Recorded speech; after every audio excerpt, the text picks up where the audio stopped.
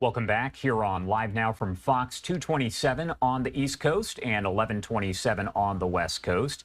Taking a live look over Jerusalem there in Israel as President Biden says 33 hostages would be released over the course of about 6 weeks under the terms of the ceasefire set to begin in a matter of hours. However, Israel's Prime Minister Benjamin Netanyahu saying that just hours before the start of that ceasefire, he has not received an official list yet of which hostages would be released and when. So this has many of the families of those who are held captive wondering what's ahead. I do want to bring in Ilay David, the brother of Evyatar David, who has been held hostage since back in October of 2023. Thank you so much for taking the time to join us and to share your story and your brother's story. Thank you, Josh. Of course. And first off, I do want to ask you to tell me about your brother, who he is, and your understanding of what happened to him on October 7th. So Evyatar is 24. He went to the Nova Festival with his friends. Two of them were killed cold-blooded during the events of October 7th. And he and his childhood friend, Guy Gilboa Dalal, they were kidnapped together. They were thrown to the same pickup truck and delivered all the way to Gaza. And Evyatar is a very talented guitar player. He's very passionate about music. He loves dancing and raves. And he's also he's a very good friend. He's a very good friend of mine. He's my younger brother, but he's also a very good friend. And I keep hearing from his friends how much of a good friend he is.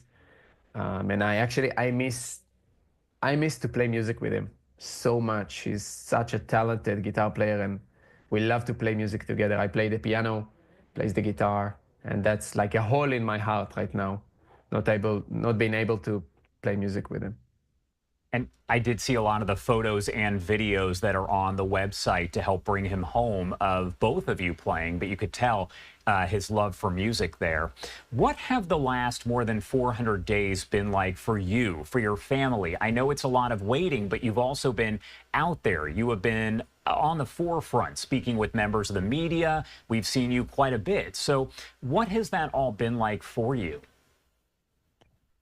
So it's like a nightmare. It's 470 days already. It's more than 15 months. It's crazy to think that all of his 23rd year of his life, he was underground in the hands of terrorists under inhuman conditions. Just trying to survive, and we have to live with that fact that my brother is in such a dangerous place while being tortured. And we know that he's alive. That's something very important to say. I know my brother is alive. We had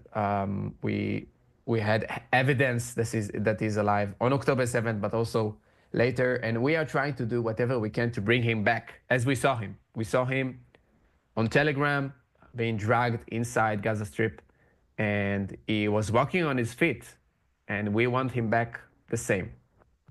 So whatever we do, it's all about bringing him back, and it also includes going to all over the USA, advocating for him, advocating for the other hostages. That's what we do. When you first heard about this ceasefire, this is, of course, the second one between Israel and Hamas since back on October 7th of 2023. When you heard about this and you realized that it appeared that it was going to be approved and was more of a reality, what were you thinking at that point? Are you talking about the first deal?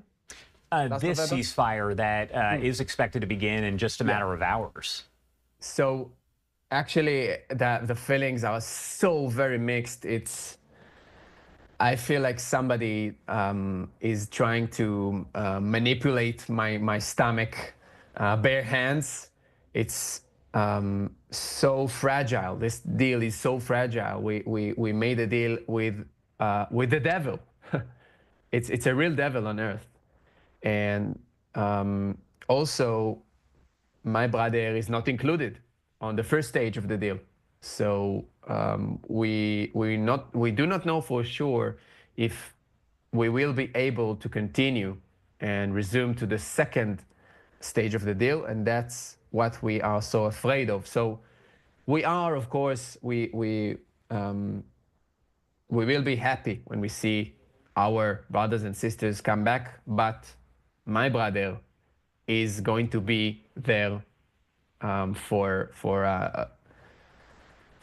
at least 6 more weeks, and it's crazy, and it's hard to bear that thought that he is going to be tortured for so long, and we have to keep fighting on him for so long. What message do you want to get across to the people who are watching this right now about your brother and about the situation in general? What message do you want to get across to them? So as I see it, and as I believe, America is it's an astonishing democracy, and it is leading the democratic Western world.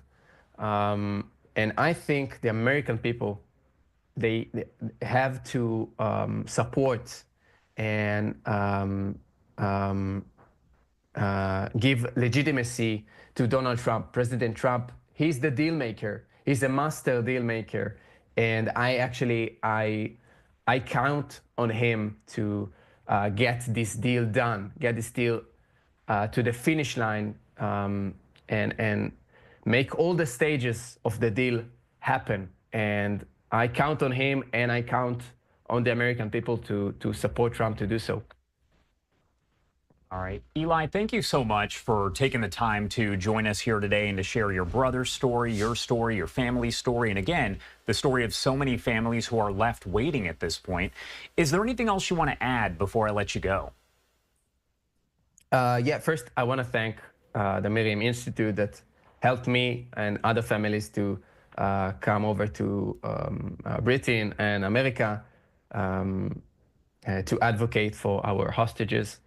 And also, I just want to repeat the fact, which is crazy, and I can't believe it when I say it, that my little brother, my younger brother, is being held by terrorists for 470 days and is in a very bad humanitarian condition.